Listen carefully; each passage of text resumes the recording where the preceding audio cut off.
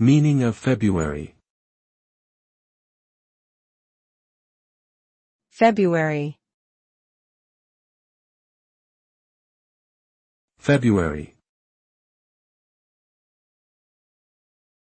February. February.